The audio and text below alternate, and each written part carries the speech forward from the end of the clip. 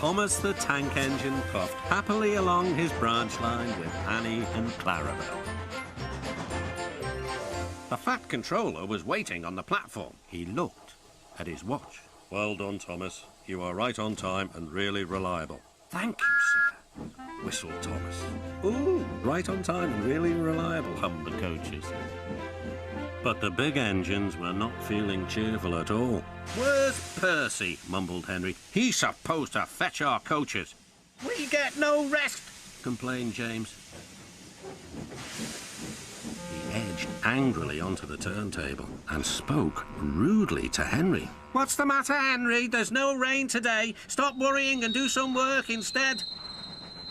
I'm not afraid of getting wet anymore, huffed Henry. Anyway, you look silly enough to be a clown. You should be in a circus. Oh, whistled Percy, so you've heard the news. What news? Grunted Gordon. About the circus. Percy, what are you talking about? The circus has arrived, explained Percy. I've been shunting special trucks. The Fat Controller needs your help too. The engines soon forgot to be tired and cross.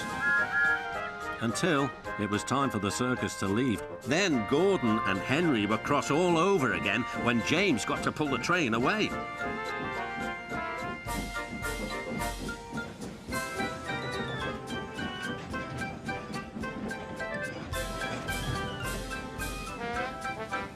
A little later, the Fat Controller returned. Come along, Henry. A tunnel is blocked down the line. You must take some workmen to investigate.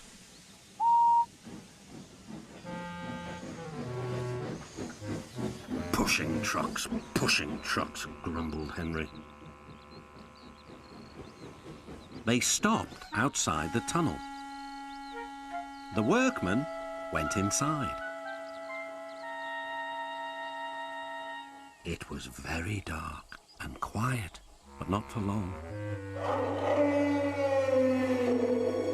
Help! Shouted the workmen, and they ran out. We started to dig at the block, but it grunted and moved, one said. Rubbish, said the foreman. It's not rubbish, it's big and alive. We're not going in there again.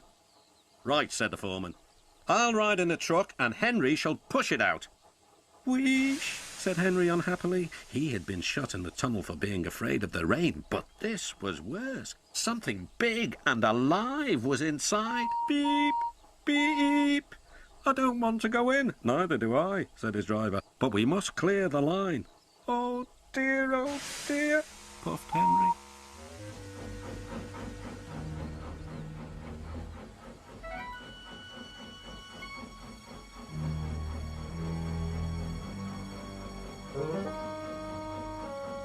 Then there was trouble. The block was indeed alive and very strong. It began to push the train backwards. Out of the tunnel came Henry. Then the trucks, and last of all, a large cross elephant. Well, I never did, cried the foreman.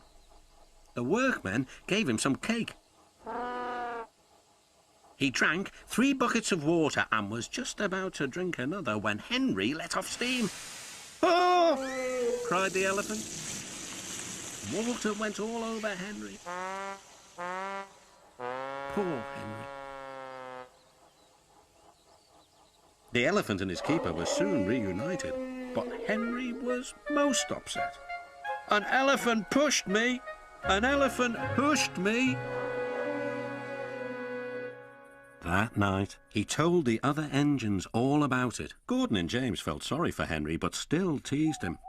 First the rain, then an elephant. Whatever will you be afraid of next?